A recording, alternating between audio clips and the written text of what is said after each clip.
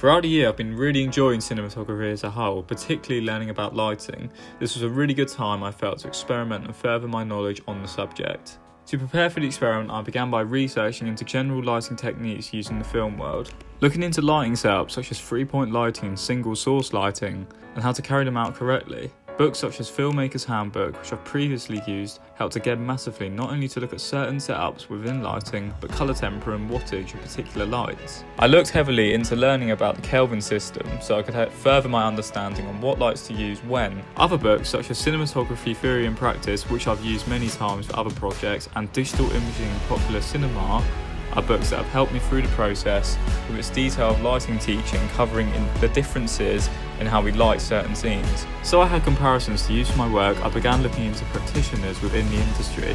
Mainly looking at DPs, I wanted to see the different styles that the likes of Roger Deakins chooses to shoot predominantly using prime lenses, as well as capturing beautiful and raw scenes and putting them to life. He always manages to get a strong sense of realism, whatever the story may be. The same can be said for Danny Cohen, who intends to capture real striking footage and has the ability to make very undertoned light striking and powerful.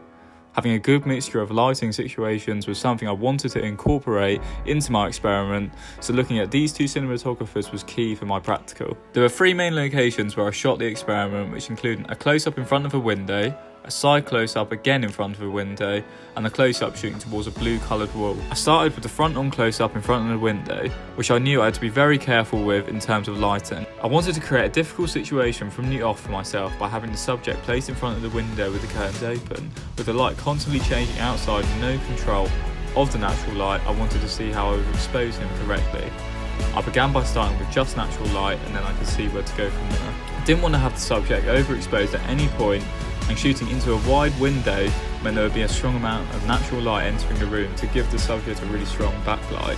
I tried using natural light to my advantage by bouncing it back onto the subject's face. With it being there, I thought by making it work to put light on the subject from the front could be an efficient way without having to overexpose him. I then started to add some artificial light in. I knew whilst experimenting that the shot looked too overexposed for my liking, with the key light and fill light both on the subject's face. So whilst looking at lighting, I would often kill one of the light sources to make the shot less high key. I would also start to add diffusion to the LED to try and make the light more subtle. I did feel I needed to change the aperture on the camera in order to balance the light as much as I can. I'm trying to focus more on the lighting method themselves, however I still recorded this as a method of compensating for the strong backlight. I then moved on to having the side close up in front of another window with the curtain being drawn open. This was a different room entirely and was much tighter to fit around, which meant it was harder to set up the legitimate lighting setup like 3-point lighting.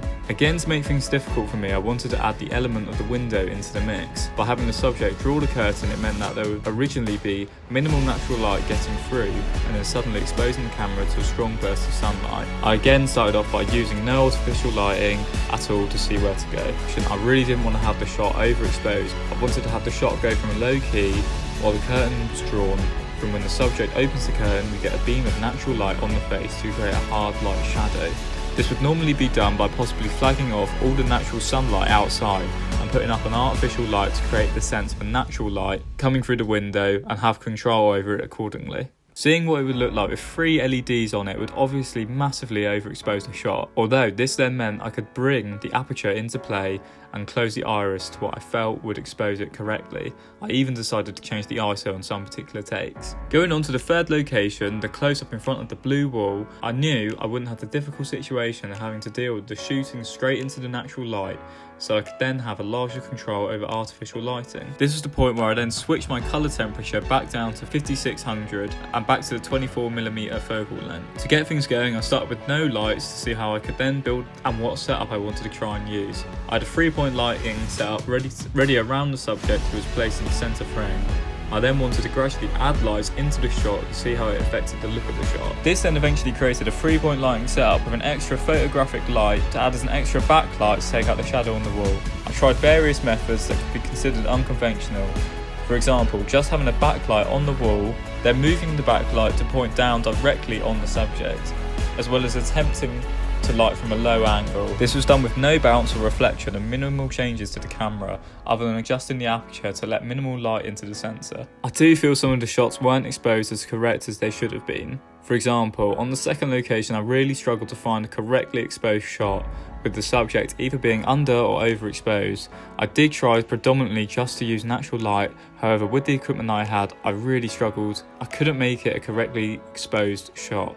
I was really happy with certain aspects of the lighting methods we took solutions to light a shot, particularly with the way I lit the shots in the front, the blue wall. I felt the shot worked well with the 3-point lighting, as well as being able to experiment freely to show different emotions and styles through the lighting. I originally had it in my plans to experiment in many different locations, however I wanted to spend more time in fewer locations to have more variations of lighting setups. I would want to try framing the light in more locations, for example having it in the bathroom or outside, as I think that could be really interesting. This experiment taught me a lot. Having to deal with lights on set is a challenging thing. The DP needs to be able to clearly have a vision on how to light a scene.